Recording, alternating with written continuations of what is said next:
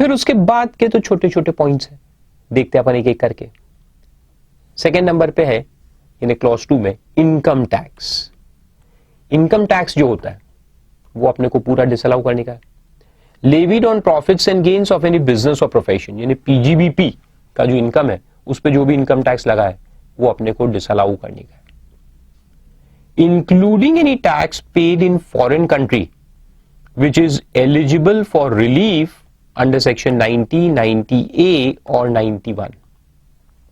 अब ये अपन double taxation avoidance relief chapter है उसमें पढ़ेंगे बाद में। सेक्शन 90, 90A और 91 करके है, ये डबल टैक्सेशन रिलीफ होता है, यानी जहां अपन फॉरेन कंट्री में भी टैक्स पे कर रहे हैं और उसी इनकम पे अपने को इंडिया में भी टैक्स पे करना पड़ता है। ये कहां पे आता है? एक एग्जांपल मैंने दिया था ना आपको कि फारूक की अगर इनकम, फारूक रेसिडेंट इंडिया का है और यूएस में इनकम है, तो यूएस गवर्नमेंट भी टैक्स लगाएगा कह करके कि हमारे कंट्री में एक्रूवल हो रहा है, और इंडियन गवर्नमेंट भी टैक्स लगाएगा ये कहकर कि इंडिया में तुम रेसिडेंट हो। तो जो रेसिडेंस का कंट्री है वो भी टैक्स लगाता है, और जो एक्रूवल वाला कंट्री होता है वो भी टैक्स लगाता है, तो उसको डबल टैक्सेशन कहते हैं। तो जब मैंने फॉरेन में यानी यूएस पे टैक्स पे कर दिया है और इंडिया में उस इनकम को मैं इंक्लूड करूंगा, तो वहां जो टैक्स पे किया वो पीएनएल में डेबिट मार दूंगा ना, और कहूंगा देखो खर्चा है। यानी यूएस पे मान लो मैंने 40 लाख कमाए और वहां पे 5 लाख का टैक्स पे किया, तो जब इंडिया में इनकम कंप्यूट होगी तो मैं क्या कहूंगा कि मेरी 35 लाख की इनकम है, ग्रॉस इनकम 40 लाख है, लेकिन 5 लाख का तो मैंने वहां टैक्स पे किया, तो मेरे को डिडक्शन दो, इट इज एन एक्सपेंस। तो गवर्नमेंट ने कहा कि अगर ये 5 लाख का तुमको रिलीफ मिलने वाला है, कैसे मिलता है वो बाद में बताऊंगा, अगर रिलीफ मिलने वाला है तो फिर ये 5 लाख का तुम डिडक्शन बिजनेस इनकम में से नहीं ले सकते, और अगर रिलीफ नहीं मिलने वाला, कुछ केसेस है जहां रिलीफ नहीं मिलता, फिर तुम उसको एज एन एक्सपेंस क्लेम कर सकते हो।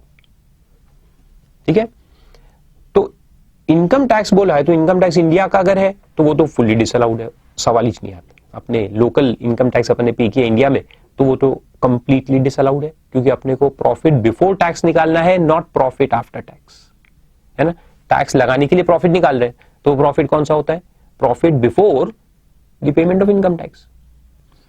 तो पीएनएल अकाउंट में अगर इनकम टैक्स वर्ड दिखा या प्रोविजन फॉर इनकम टैक्स जो भी, ये इनकम टैक्स पेड पूरा डिसअलाउ करने का।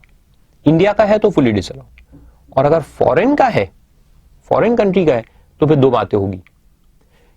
If it is entitle for relief under section 90 और 90A और 91, then it will be disallowed, and if it is not entitled for relief, then it can be claimed as a deduction. Correct? तो इसका भी देखो एक chart में बना के आपको दिखाता हूं कैसे, ये आप लोग लिख लो।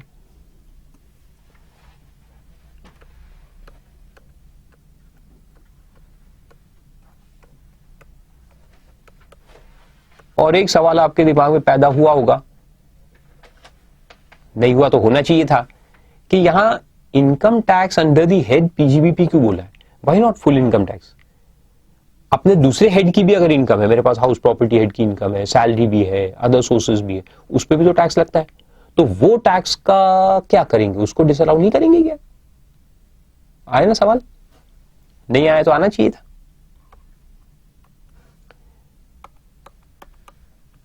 बताता हूं उसका आंसर।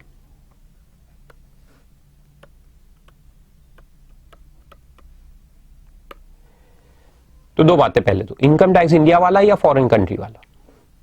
इंडिया वाला है तो उसमें हेड्स लिख देता हूं, income tax on PGBP income and other incomes.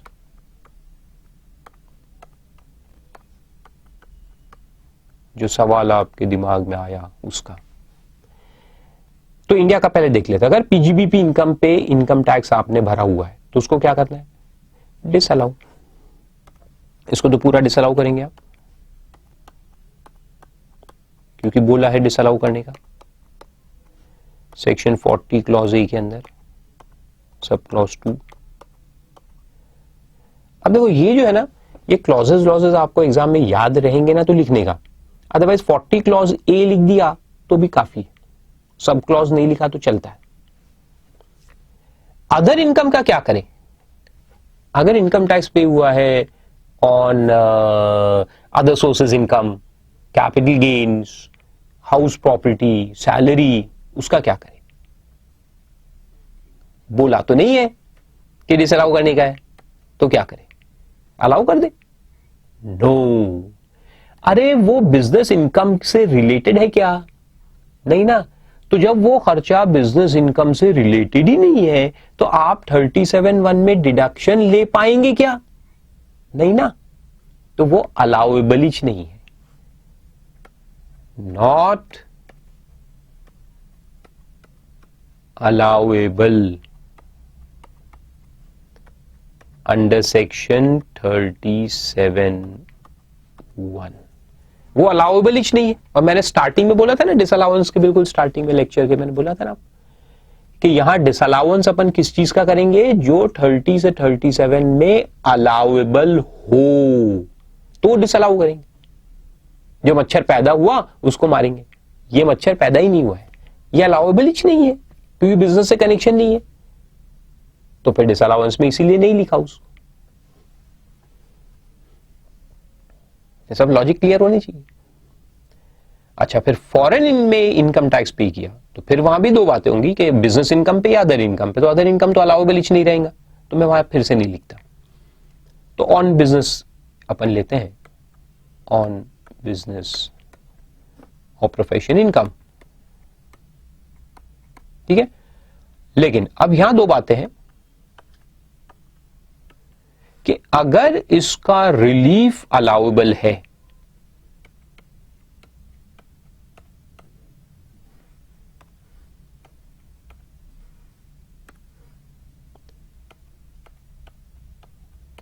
Relief under section 90, 90A और 91, अगर ये अलाउबल है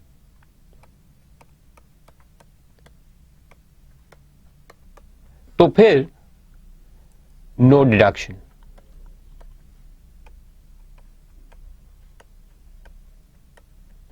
no deduction of tax under section 40, वही clause A sub clause 2, it will be disallowed.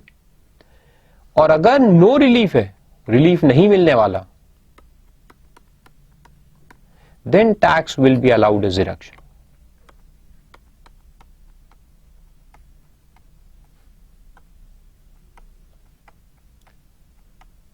ये देखिए, मान के चलो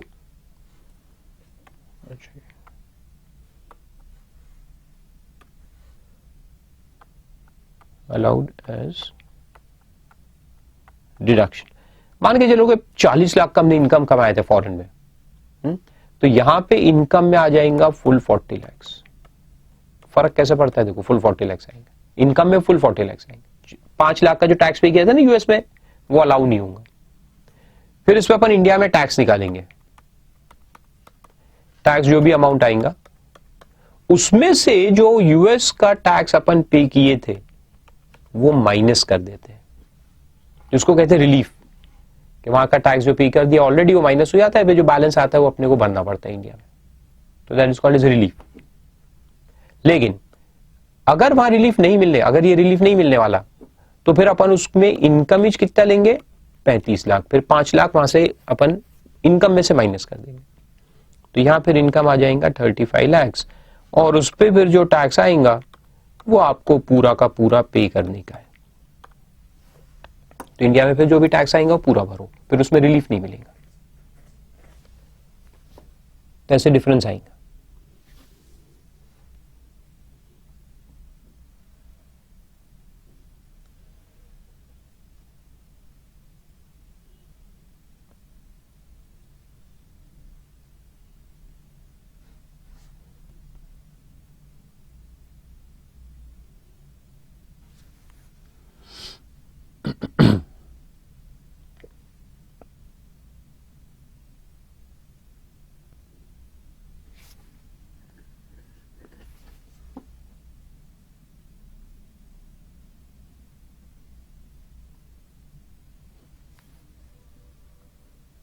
डन, गुड। फिर आगे चलते हैं। नेक्स्ट पॉइंट दिया है वेल्थ टैक्स, लेकिन वेल्थ टैक्स तो अब खत्म हो चुका है। Under the wealth tax act of 1957 this is abolished. तो इंडिया में तो इस साल से कोई वेल्थ टैक्स लगने वाला नहीं है, 15-16 से। लेकिन साथ में ये भी लिखा है under any law in force in any foreign country.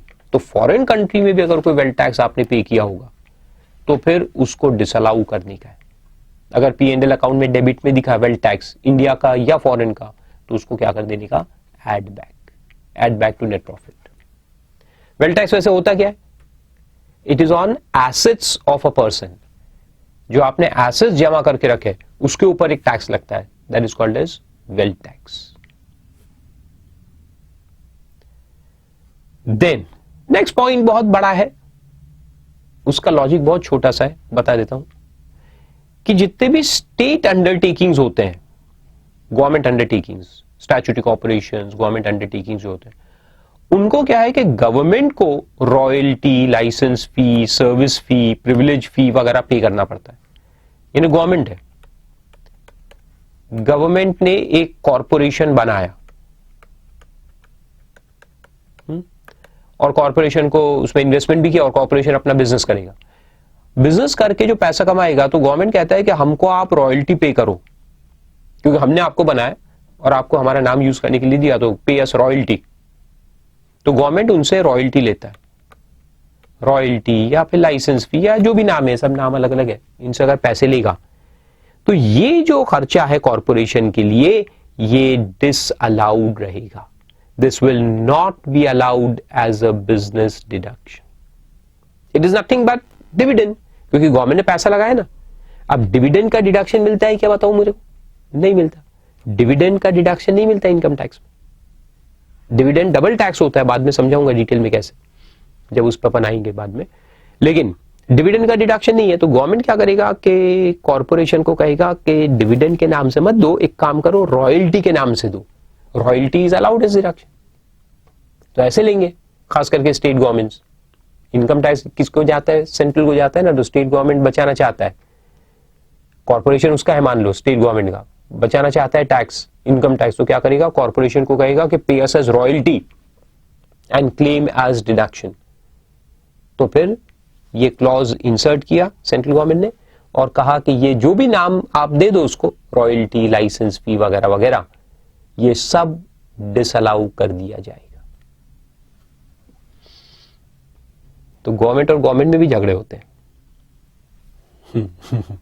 तो देखो उसमें लिखा है सर्विस चार्ज और एनी अदर फी और चार्ज, कोई भी नाम दो, नाम कोई भी दो आप, by what ever name called, लिखा ही है by what ever name called, which is levied exclusively on or which is appropriated directly or indirectly from a state government undertaking by the state government। In state government का जो undertaking है यानी corporation, उससे कौन वसूल कर रहा है, स्टेट गवर्नमेंट, तो वो डिसअलाउ किया जाएगा। आया समझ में, उसका लॉजिक समझ में आया क्यों ऐसा हो रहा है। स्टेट गवर्नमेंट चालाकी कर रहे थे, जैसे मैंने आपको बताया, ये स्टेट गवर्नमेंट जैसे महाराष्ट्र गवर्नमेंट ने अंडरटेकिंग सेटअप किया, उसको पैसे दिए कि काम करो, अब ये काम करेगा, प्रॉफिट कमाएगा, तो इसका जो प्रॉफिट है वो टैक्सेबल होगा, और प्रॉफिट टैक्स होने के बाद फिर डिविडेंड पे करे तो वो तो अलाउड है। लेकिन प्रॉफिट पे पहले टैक्स भरो, डिविडेंड का डिडक्शन नहीं मिलता। तो गवर्नमेंट ने कहा कि तुम डिविडेंड के नाम से मत दो, तुम रॉयल्टी के नाम से दो, because royalty and license fees and all these things are business expenses, they are allowed as deduction। तो सेंट्रल गवर्नमेंट ने कहा कि नहीं नहीं नहीं, ये तुम्हारा इंटेंशन सही नहीं दिख रहा, इसको डिसअलाउ करना पड़ेगा। और फिर एक्सप्लेनेशन में स्टेट गवर्नमेंट अंडरटेकिंग्स क्या क्या होते हैं वो डिफाइन किया है। ये कुछ पढ़ने की जरूरत नहीं है, एक आध बार कभी टाइम रहेगा तो पढ़ लेना। नेक्स्ट पॉइंट पे चलते हैं। नेक्स्ट पॉइंट है salary to a non resident person. Salary का तुम पेमेंट कर रहे, किसको, नॉन रेसिडेंट एम्प्लॉई को। तुम्हारा एम्प्लॉई कौन है, नॉन रेसिडेंट, उसको तुम सैलरी दे रहे और उसमें टैक्स अगर तुमने नहीं काटा, tax has not been paid thereon nor deducted therefrom, यानी आपने टीडीएस नहीं काटा और पे भी नहीं किया, या काट के पे नहीं किया, या फिर सामने वाले ने भी पे नहीं किया, has not been paid by whom ऐसा नहीं लिखा है यहाँ, इसके वर्डिंग्स थोड़े से अलग है जो क्लॉज 1 दिखा था उससे। यहाँ लिखा है tax has not been paid, कौन, या तो अपन या सामने वाला, कोई भी पेमेंट नहीं किया और हमने काटा भी नहीं, तो या तो हमने काटा ही नहीं या काट के पे नहीं किया और सामने वाले ने भी पे नहीं किया, तो फिर ये हो जाता है disallow. Correct, salary will be disallowed. कितना, फुल 100%। ये नॉन रेसिडेंट वाले केसेस में हमेशा याद रखो कि 100% डिसअलाउंस रहता है। इसको अच्छे से याद रखो, नहीं तो एग्जाम में जाके फिर 30% करके आ जाओगे और मार्क्स भी 30% हो जाएंगे। नॉन रेसिडेंट में 100% और रेसिडेंट को सैलरी दिया तो 30%, वो 1A में आता है। रेसिडेंट का सैलरी 1A में आता है, नॉन रेसिडेंट का सैलरी क्लॉज 3 में आता है एंड रॉयल्टी इंटरेस्ट वगैरह क्लॉज 1 में आता है। तो 100% डिसअलाउ हो जाएगा। और यहां पर पश्चाताप का मौका दिया है क्या, देखो, can you see a proviso कि अगर अगले साल अपन काट के भर देंगे तो अलाउ हो जाएगा, लिखा है क्या, नहीं, तो लिख दो,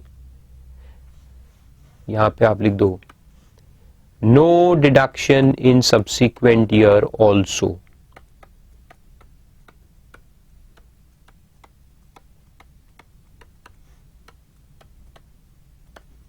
No deduction in any subsequent year, even if the tax is deducted and paid in the next year. फिर अगला साल आप कहोगे कि मैं काट के भर देता हूं पिछले साल वाला, तो नहीं चलेगा। ठीक है, सिंपल है। लेकिन यहां भी क्या बोला है, salary payable to non resident बोला है, आउट ऑफ इंडिया और in India to a non resident, यानी पेमेंट आप इंडिया में करो या इंडिया से बाहर करो, दोनों कवर्ड है। आउट ऑफ इंडिया भी बोला है या इंडिया भी बोला है। लेकिन एक सवाल पूछता हूं मैं आपसे कि अपना एक नॉन रेसिडेंट एम्प्लॉई है, फारूका ने क्या किया कि जैसे मैंने आपको बताया था ना कि मैं यूएस में भी अब सेटअप कर रहा हूं फारूका क्लासेस का एक ब्रांच, वहां पर अपन सीपीए वगैरह का ट्रेनिंग देंगे। आपको भी अगर ज्वाइन करना है एज ए टीचर तो आप बताना मुझे बाद में। तो न्यूयॉर्क में मैनहट्टन पे हमने जगह ली है और वहां पे अपन चालू करने वाले हैं academy Farooqa classes for CPA training. Becker's वगैरह तो है ही, वहां पे बाजू में बोर्ड लगेगा एफएचसी। अब वहां पे मैंने लोकली 3-4 एम्प्लॉइज को रखा, वहीं पे लोकल टीचर्स को रखा, उनको सैलरी दे रहा हूं और मैं टीडीएस नहीं काट रहा इंडिया में। इंडियन गवर्नमेंट को काय को टीडीएस भरूंगा मैं, वो तो मेरे फॉरेन के एम्प्लॉइज है, दिन भर साल भर वही रहेंगे, 365 दिन वही काम करेंगे। तो मैंने उनको सैलरी पे किया, मान लो कि 4-4 लाख रुपए पर पर्सन पेमेंट किया एंड विदाउट टीडीएस। लेकिन मैं क्योंकि रेसिडेंट पर्सन हूं, फारूका किस रेसिडेंट ऑफ इंडिया, तो फारूका क्लासेस का ग्लोबल इनकम इंडिया में टैक्सेबल है, तो ये इनकम भी इंडिया में टैक्सेबल है। अब टैक्सेबल है तो मैंने क्लेम किया सैलरी का डिडक्शन, लेकिन वहां दिखा नो टीडीएस। किसको दिया है, नॉन रेसिडेंट को सैलरी दिया है, नो टीडीएस। तो बताओ कि ये 4 लाख रुपए इंटू 3% यानी 12 लाख का टोटल सैलरी है, अलाउ होगा कि डिसअलाउ?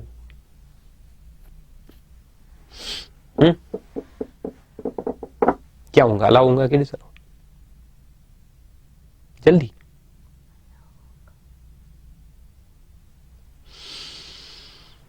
कुछ लोग कहते होंगे अलाउ होगा, कुछ कहेंगे डिसअलाउ होगा।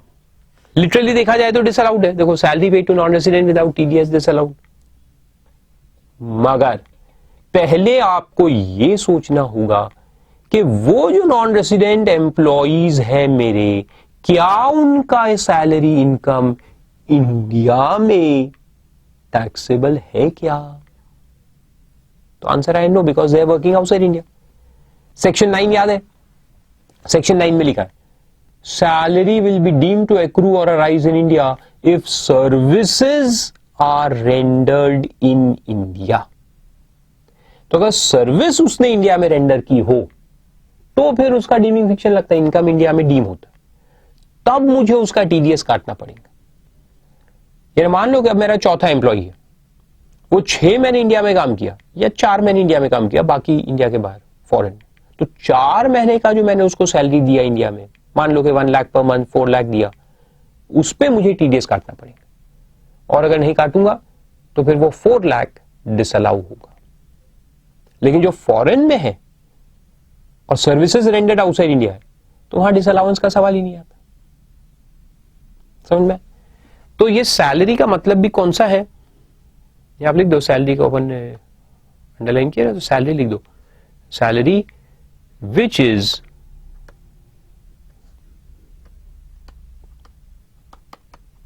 Taxable in India in the hands of employee.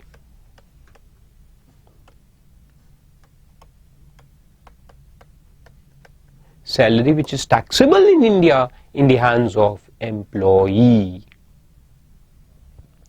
अगर वो सैलरी इंडिया में टैक्सेबल नहीं है तो फिर अपने को टीडीएस काटना भी नहीं है, फिर कोई डिसअलाउंस नहीं होगा। तो यहां सेक्शन 9 से उसको रिलेट करना है, बाजू में लिख दो section 9, income deem to accrue और arise in India.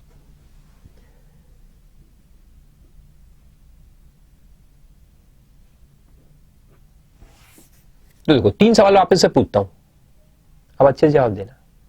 Number 1, employ जो साल भर फॉरेन में काम कर रहा है उसका मैंने टीडीएस नहीं काटा, नो डिसअलाउंस, करेक्ट बताया भी मैंने।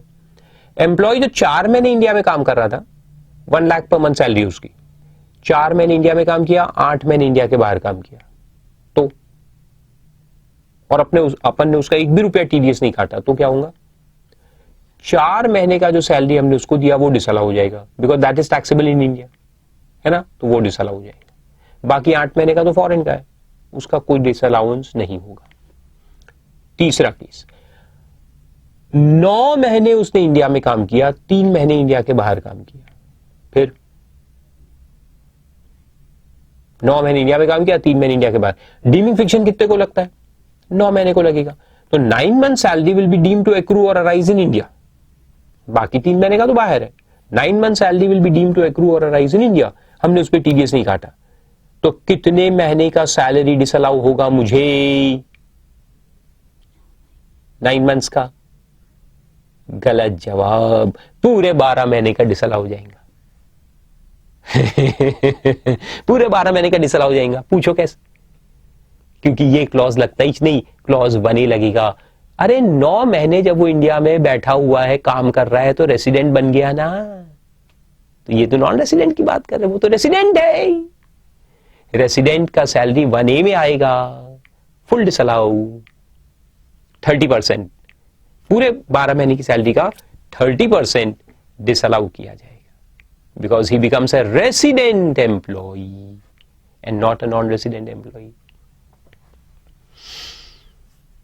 सोचने का, सोच के जवाब देने का, बहुत इंटरेस्टिंग है, टैक्स है।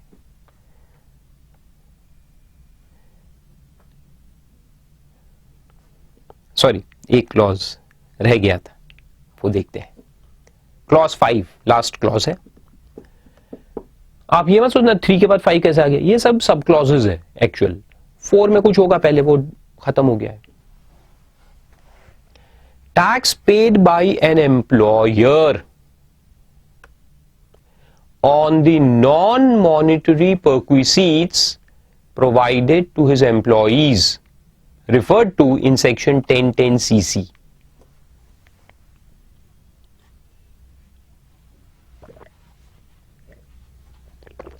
क्या है ये, कोई बता सकता है? ये क्या है कि एक ऑप्शन है,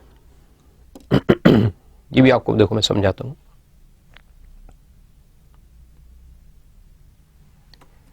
ये केस है कि जहां अपने एम्प्लॉई है और एक एम्प्लॉई है मिस्टर राधे करके, उसको हमने मॉनिटरी सैलरी, पैसा, मॉनिटरी सैलरी जिसमें अलाउंस वगैरह भी आता है, जो पैसा अपन ने उसको दिया वो है 4 लाख। और जो उसको हमने परक्विसीट्स अलाउ की है, पर्क्स, इस साल में, वो है 11 लाख, तो उसकी टोटल सैलरी आ गई 15 लाख। तो अपने को है ना, तो उसके 15 लाख पे टैक्स डिडक्ट करना है, 15 लाख पे टीडीएस काटना पड़ता है परक्विसीट को इंक्लूड करके। अब खैर अपन एक्चुअल कैलकुलेशन में भी नहीं जाएंगे, मान लो कि इसका टैक्स अप्रोक्सीमेटली देखो 10 लाख तक तो स्लैब रेट लगेगा, उसके बाद 5 लाख पे तो 1.5 लाख तो वही हो गया 30%, और उधर 2-2.5 लाख पकड़े तो अराउंड 4 से 5 लाख, 4 to 5 लाख का उसका टैक्स आ जाएगा। मान के चलते 5 लाख आ गया, एग्जाम्पल में 5 लाख आ गया, या 4 भी अगर आया मान लो, टीडीएस कहां से काटेंगे? टीडीएस तो मॉनेटरी सैलरी में से ही कटेगा ना, यानी उसका जो बेसिक पे है, जो कैश में अपन उसको देते हैं, वो पूरा जीरो ही हो जाएगा। और सिर्फ परक्विसीट, तो परक्विसीट पे जिंदा रहेगा क्या? वो घर दिया है बड़ा आलीशान, कार दी है, अरे पेट्रोल कहां से भरवाएंगे? घर का इलेक्ट्रिक का बिल कहां से पे करेंगे? खाना कैसे खाएगा अगर पूरा टीडीएस काट लेंगे तो? अच्छा, टीडीएस परक्विसीट में से कटेगा क्या? घर तो घर का एक कमरा काट के गवर्नमेंट को दे दिया कार की डिक्की चक्के निकाल के गवर्नमेंट को दे दिए टीडीएस, ऐसा थोड़ी होता है। टीडीएस तो मॉनेटरी सैलरी से ही कटेगा, और मॉनेटरी सैलरी क्योंकि बहुत कम है और परक्विसीट ज्यादा है, तो टीडीएस का जो अमाउंट आ रहा है वो कभी कभी मॉनेटरी सैलरी से ज्यादा आ जाता है, या ऑलमोस्ट टू दैट एक्सटेंट। तो इसलिए गवर्नमेंट ने यहां पे एक ऑप्शन दिया है एम्प्लॉयर को, क्या कि ये टैक्स को तुम डिवाइड करो in the proportion of monetary salary and perquisites, यानी 4:11 के प्रोपोर्शन में डिवाइड करो। तो देखो, मॉनेटरी सैलरी एंड परक्विसीट के जो प्रोपोर्शन है ना 4:11, इसमें अपन इसको डिवाइड करते हैं।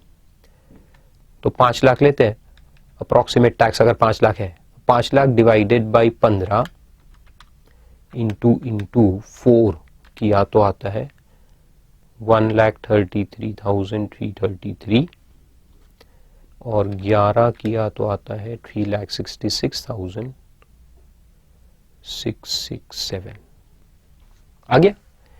तो अब गवर्नमेंट क्या कहता है कि you have an option, you यानी कि एम्प्लॉयर के पास ऑप्शन है, कंपल्शन नहीं है, ऑप्शन है कि वो ये 3,66,667 जो है वो अपने जेब से भरे एम्प्लॉय के बिहाफ में। So this much tax can be paid by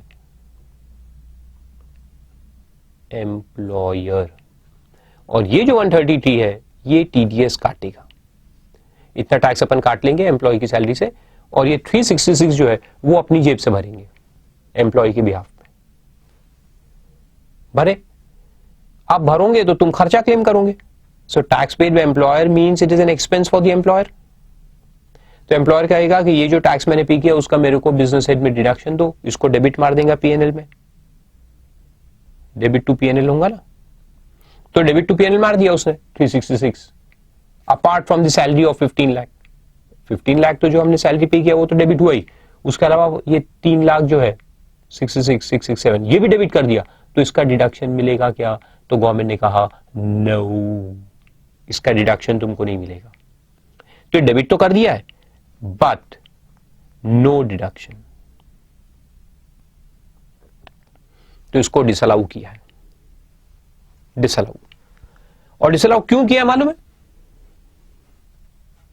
सुन लो, ये जो 366 है ना, ये भी तो एक परक्विसिटी हो गया ना एम्प्लॉय के लिए। देखो, any obligation of employee paid by employer becomes a perquisite in the hands of employee, correct? तो ये जो 3 लाख का पेमेंट, 366 का पेमेंट एम्प्लॉयर ने अपनी जेब से किया, ये किसका टैक्स है? एम्प्लॉय का है ना। तो एम्प्लॉय का ऑब्लिगेशन है जो एम्प्लॉयर ने पे किया है, तो ये अमाउंट भी एक परक्विसिट हो गया, यानी ये 366 एम्प्लॉय के हाथ में वापस से ऐड करो, यानी ये जो अमाउंट ये पे कर रहा है ये यहां पे ऐड हो जाएगा एम्प्लॉय के हाथ में टैक्सेबल। अगर उसको ऐड कर देंगे तो फिर अमाउंट बढ़ जाएगा, अमाउंट बढ़ेगा टैक्स भी बढ़ेगा, फिर उसका ये पेमेंट करेगा, फिर जो पे करेगा प्रोपोर्शन वो फिर ऐड हो जाएगा, ऐसे चक्कर घूमता ही रहेगा, लूप बन जाएगा। तो गवर्नमेंट ने कहा कि नहीं नहीं, ये 366,667 का अमाउंट जो एम्प्लॉयर ने एम्प्लॉय के बिहाफ में पे किया है, ये एम्प्लॉय के हाथ में एग्जेम्प्ट रहेगा. It will not be taxed in the hands of employee. तो ये जो टैक्स पे किया ना एम्प्लॉयर ने, ये एम्प्लॉय के हाथ में एग्जेम्प्ट है. एग्जेम्प्ट अंडर सेक्शन, वो जो वहां दिया है ना, वो इसका है 10(10)(c)(c). तो 10(10)(c)(c) के अंदर ये एम्प्लॉय के हाथ में एग्जेम्प्ट, यानी कि ये पेमेंट इनडायरेक्टली एम्प्लॉयर से एम्प्लॉय को हुआ है, उसके बेनिफिट के लिए हुआ है, यानी उसको ही हुआ है. ये एम्प्लॉय के हाथ में एग्जेम्प्ट. अब एम्प्लॉय के हाथ में एग्जेम्प्ट है, और अगर एम्प्लॉयर इसका डिडक्शन क्लेम कर ले तो एम्प्लॉयर की इनकम से भी माइनस हो जाएगा और एम्प्लॉय की इनकम में ऐड नहीं होगा. तो ये तो अनटैक्स्ड अमाउंट रह जाएगा ना, ना इसके हाथ में ना उसके हाथ में. तो गवर्नमेंट ने कहा नहीं, ये नहीं हो सकता. तो एम्प्लॉय के हाथ में एग्जेम्प्ट किया है और एम्प्लॉयर के हाथ में उसको टैक्स किया है. कैसे? डिडक्शन डिसअलाउ करके. तो डिडक्शन का डिसअलाउंस यानी इनकम में ऐड करना. तो इसलिए यहां पे गवर्नमेंट ने डिडक्शन डिसअलाउ किया है. तो एम्प्लॉयर को डिडक्शन डिसअलाउ हो जाएगा 40 क्लॉज ए सब क्लॉज 5 के अंदर, और एम्प्लॉय के हाथ में एग्जेम्प्ट हो जाएगा 10(10)(c)(c) के अंदर.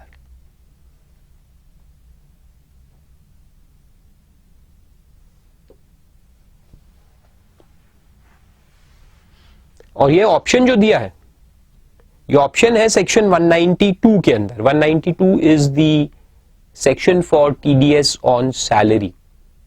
तो उसमें सबसेक्शन 1A है जो ये ऑप्शन देता है. 192 1A यहां आप लिख सकते हो 192 1A, जो ये ऑप्शन देता है एम्प्लॉयर को कि आप टीडीएस ना काट के इतना पेमेंट खुद कर सकते हो.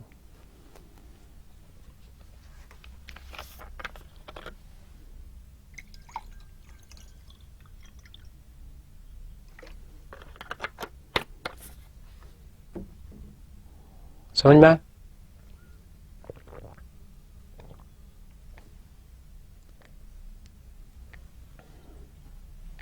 तो आगे चले.